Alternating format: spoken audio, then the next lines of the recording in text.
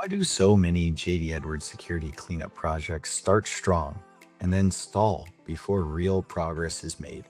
And how can teams reduce access risk without disrupting the business? Today, we're joined again by Brian Connor to unpack the common reasons JD security cleanup projects get stuck, from role complexity and unclear ownership to audit pressure and fear of removing the wrong access. By the end, you'll have a practical way to restart a stalled cleanup effort and keep it moving. Welcome back to Not Your Grandpa's JD Edwards, the podcast for JD Edwards teams modernizing, improving, and making smarter decisions about their ERP environments. I'm your host, Nate Bushfield, and today we're talking about a problem many JDE customers know well: security cleanup projects that never quite get finished. These projects often start with urgency, an audit finding, too much user access, role sprawl, or concern over compliance risk. But once teams get into the details, momentum can fade fast.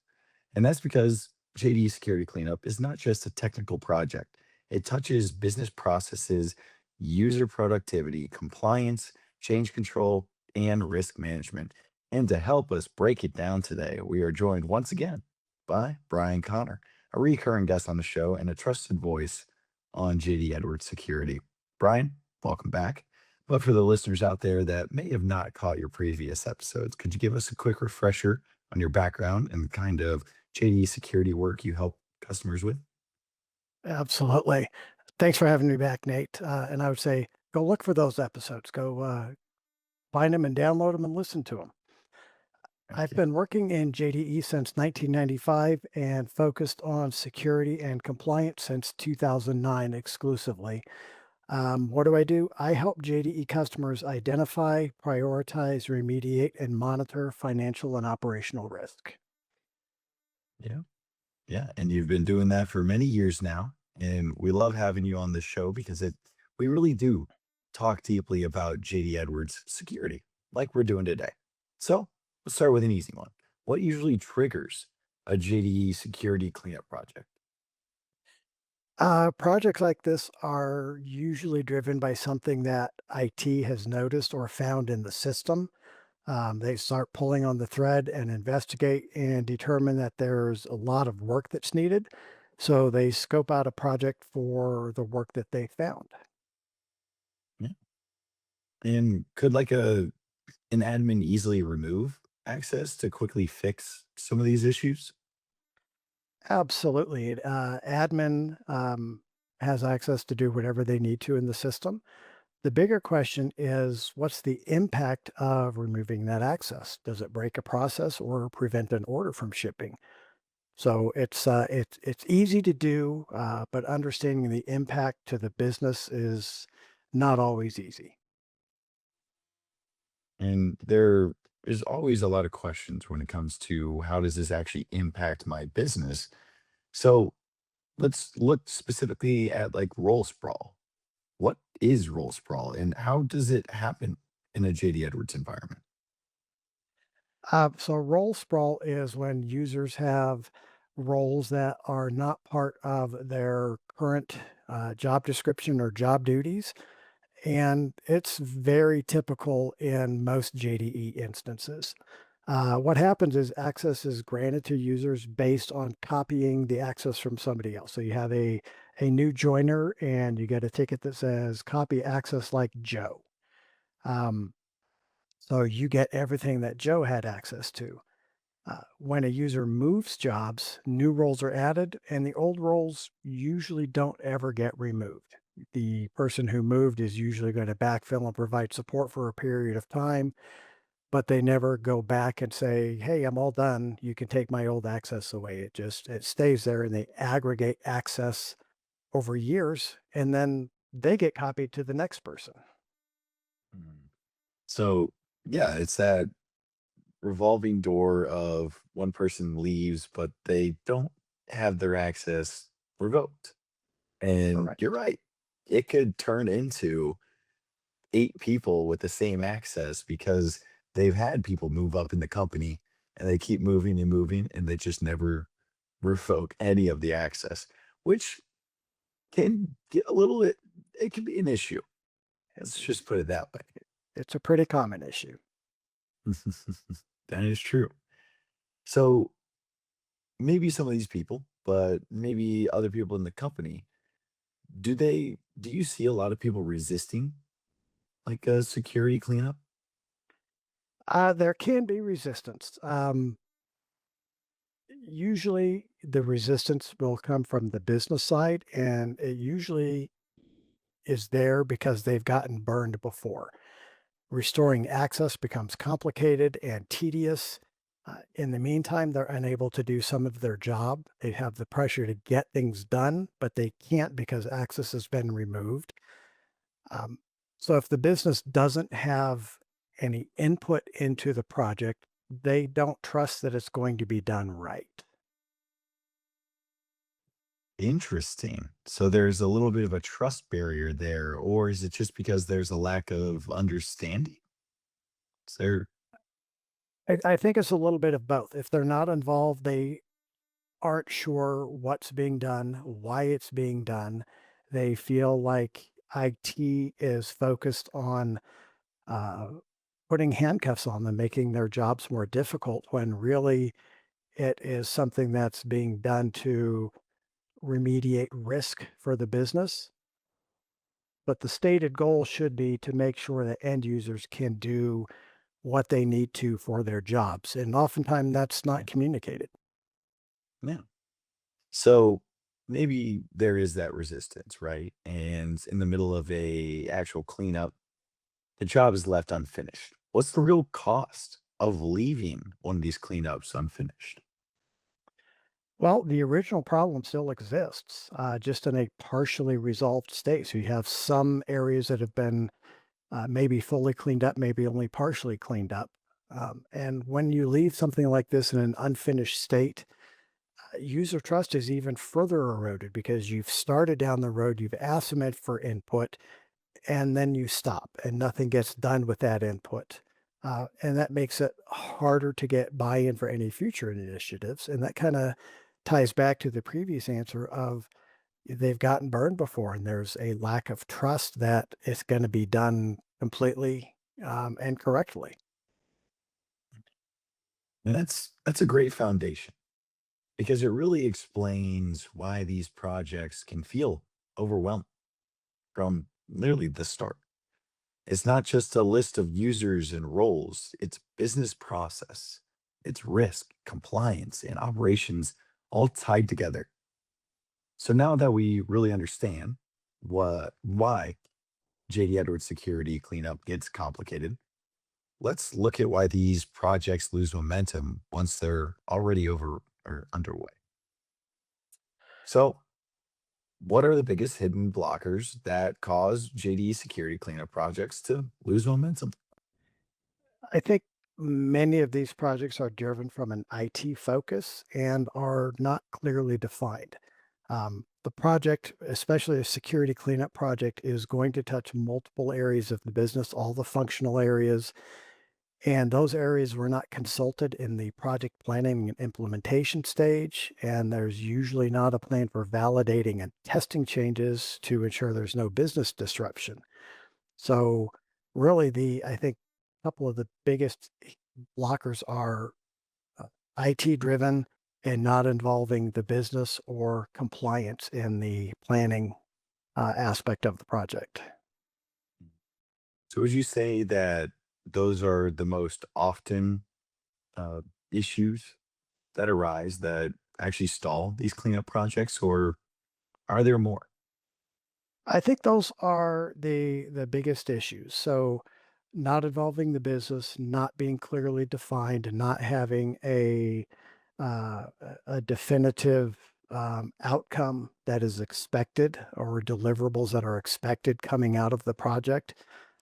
It's driven by IT who noticed an issue and says, we need to fix this.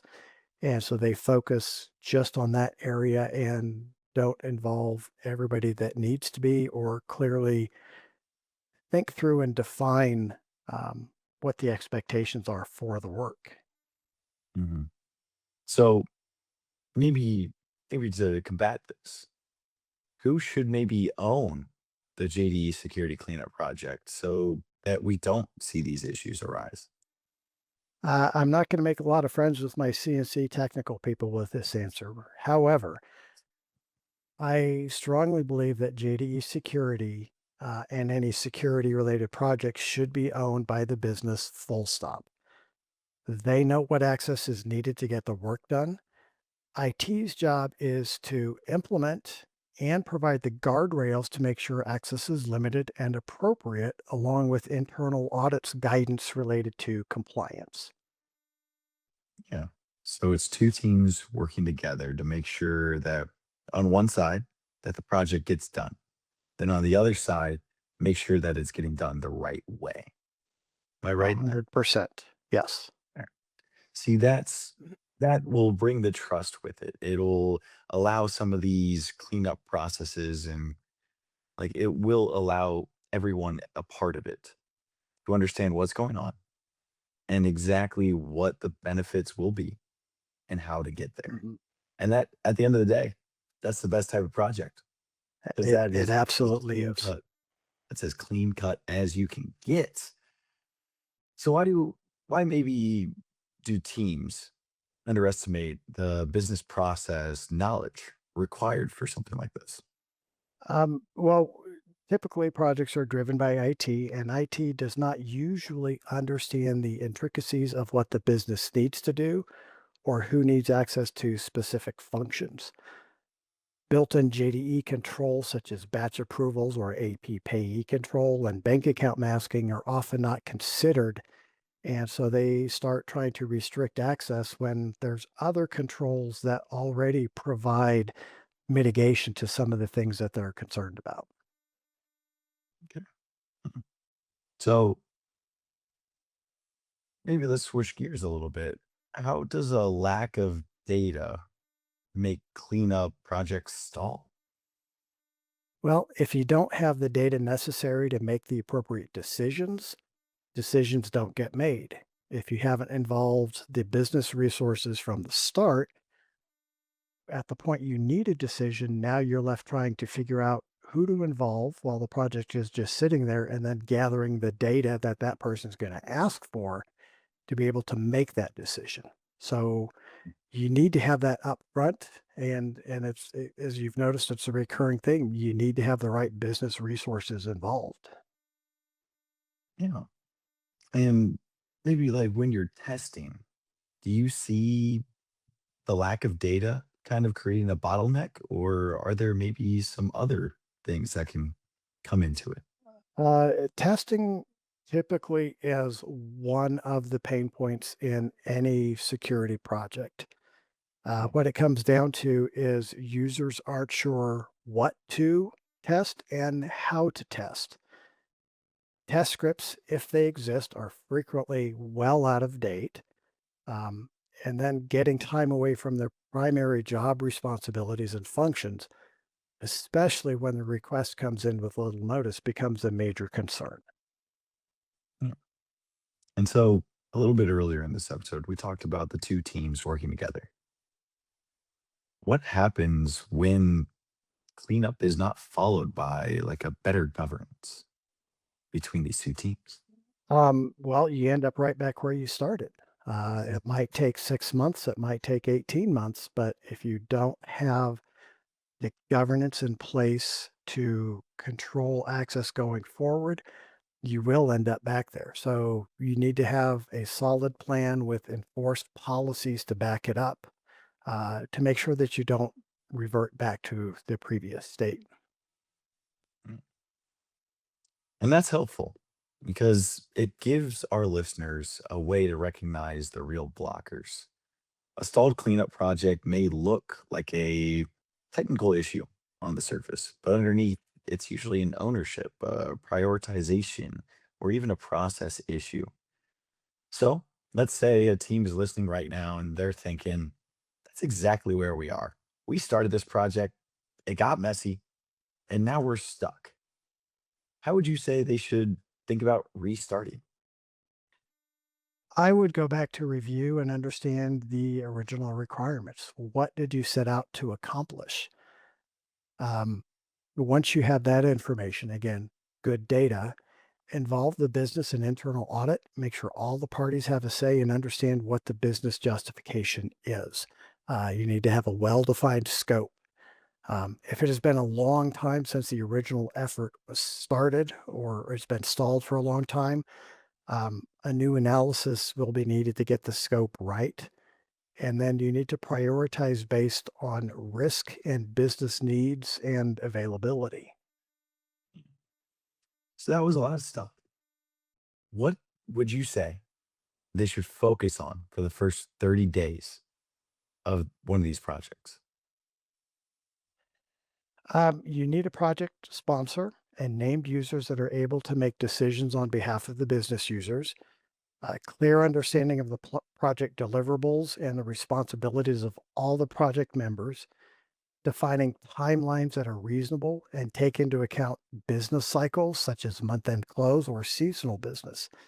Oftentimes, I see projects that require or ask financial users to do heavy testing when they're supposed to be doing month end close, and that's never going to happen. So you need to account for all of that in the planning stage. Yeah. We talk about that all the time. The planning stage is one of the most important stages of any project. To have something clearly defined, understand the exact timeline, and also understanding that some things can go awry. Not everything will be perfect in some of these cases. But if you do what you said earlier of having these two teams work together as much as they possibly can, you'll get to the other side. Yes, it might take a little bit longer. Yes, it might be a little messy, but you'll get there and you'll know that your entire security side of JD Edwards is ready for the next step. Absolutely.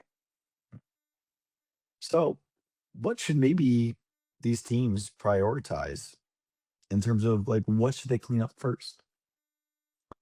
Excellent question, because if you don't prioritize, you'll be all over the map. I would focus on the highest business risk. To do this, you have to be able to quantify what those risks are based on what the project objectives are.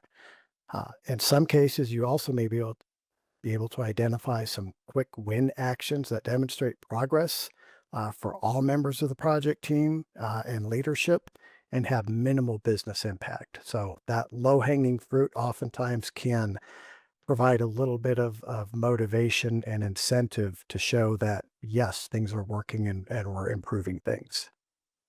Yeah. And I mean, we've seen that through every project that we've ever done, security wise and otherwise. Start with the quick wins, start with something small. Because if you can show real value in that first thing you do or second thing you do, then the rest of the project will feel seamless because everyone will be bought in and it'll make it that much faster to complete some of these projects. So, Absolutely. so what is maybe the right way to involve business process owners to one of these cleanups? Uh, Involve them from the very beginning. Get their Plans? buy-in for the goals of the project and get their assistance in reviewing and adjusting the goals and project outcome. They're the ones that have to live with what is put in place and still run the business. When users feel that they're being heard, they're much more likely to take ownership. Uh, Something that I work on is using business terms. We need to meet the users where they are. And let's not try to dazzle with a bunch of technical terms that they don't understand. Use terminology that they understand, and you're going to get a whole lot better involvement from the business. Yeah. Maybe speaking of involvement, how can these teams reduce risk without disrupting their day-to-day operations? That's usually one of the first questions that somebody who's sponsoring the project is going to ask.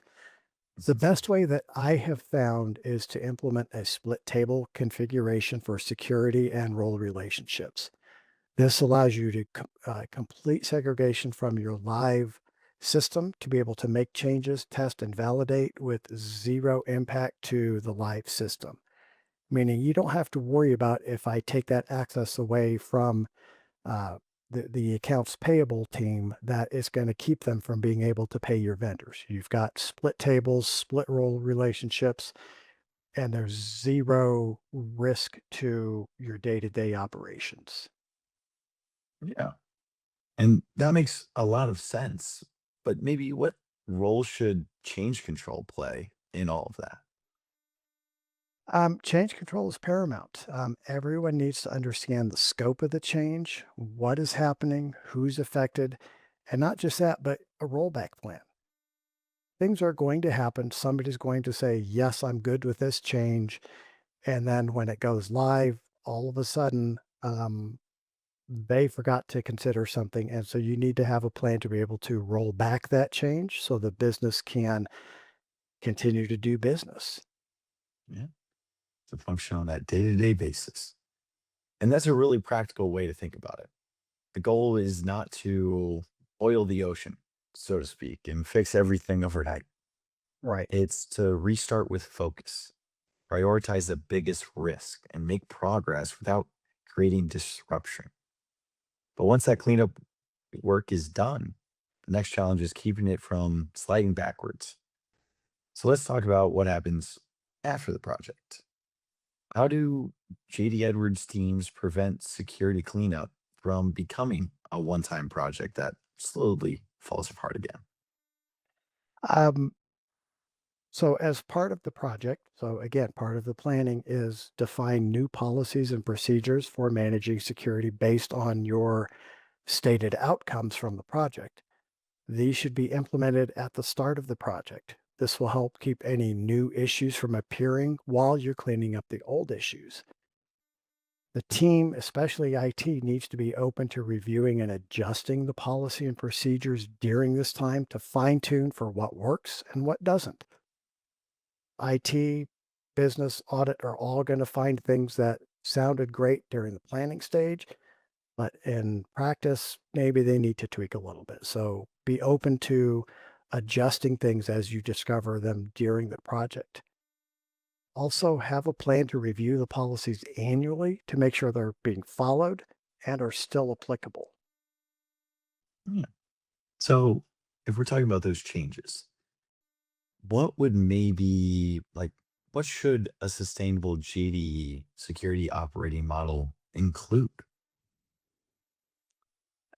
There should be well defined roles that the business understands. The roles are defined, named in business language so that they understand. If you have some random role names with access across a whole bunch of different areas, the business never really looks at that. They just check the box. So, roles that the business understands that they help define, documented policies and procedures that cover both the 80% of the regular changes.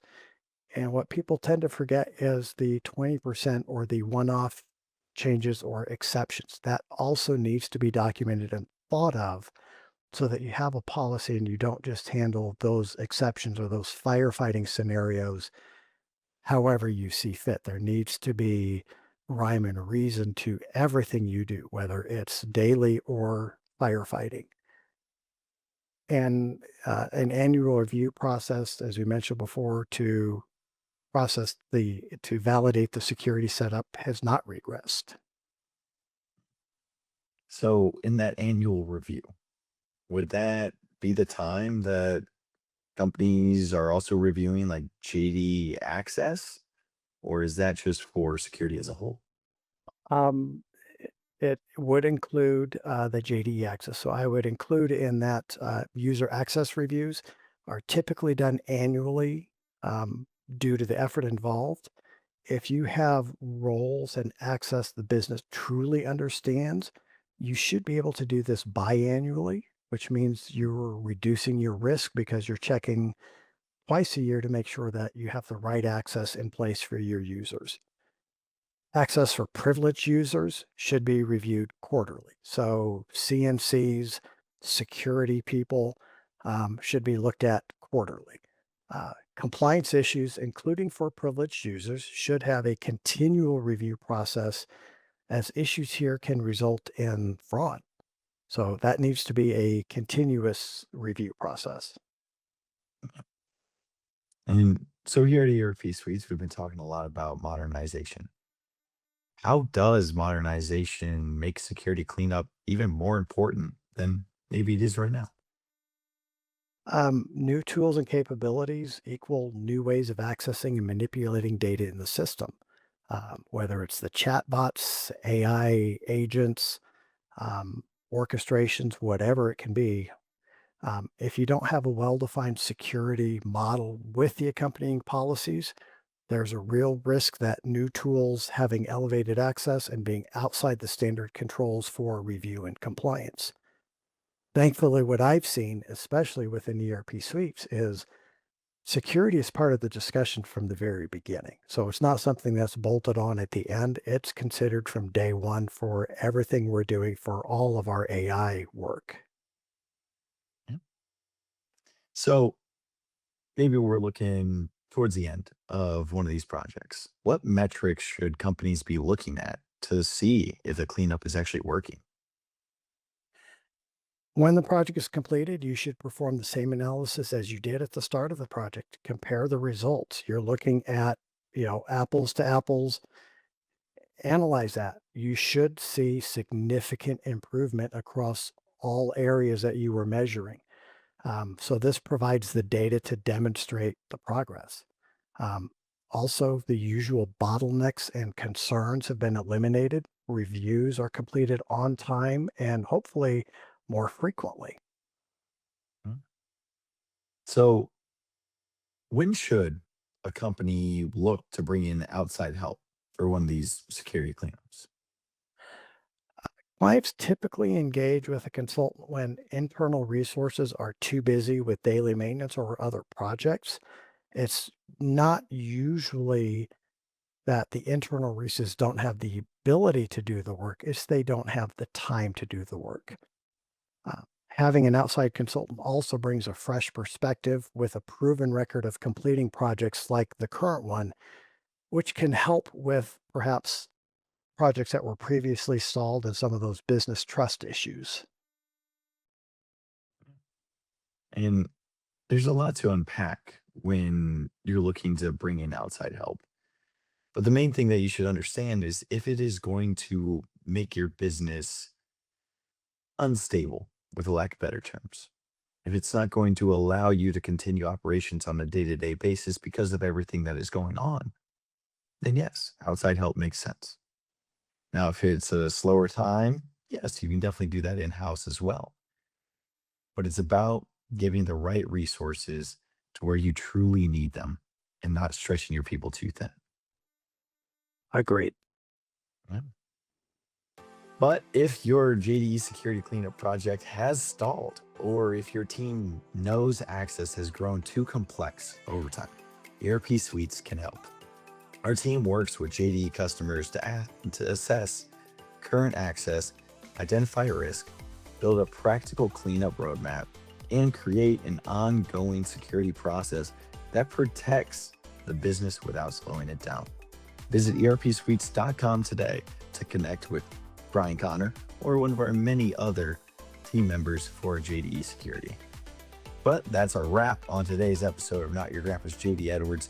The big takeaway is this: JD Edwards security cleanup projects usually stall because they are treated like technical cleanup when they are really business risk projects. With the right ownership, prioritization, testing, and governance, teams can reduce risk without creating disruption. Again, huge shout out to you, Brian, for joining us again today and sharing practical insights on how JD Edwards teams can get security cleanup projects moving. If this episode was helpful, subscribe, leave a like, and share it with someone on your IT, finance, audit, or even your operations team. But until next time, keep modernizing, keep asking better questions, and remember, this is not your grandpa's JD Edwards.